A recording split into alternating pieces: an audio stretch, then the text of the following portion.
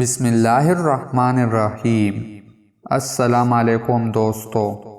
حضرت سعد رضی اللہ عنہ فرماتے ہیں، میں نے عرض کیا، اے اللہ کے رسول صلی اللہ علیہ وآلہ وسلم، تمام لوگوں میں سب سے زیادہ آزمائش کس کی ہوتی ہے؟ آپ صلی اللہ علیہ وآلہ وسلم نے فرمایا، انبیاء کرام علیہ السلام کی۔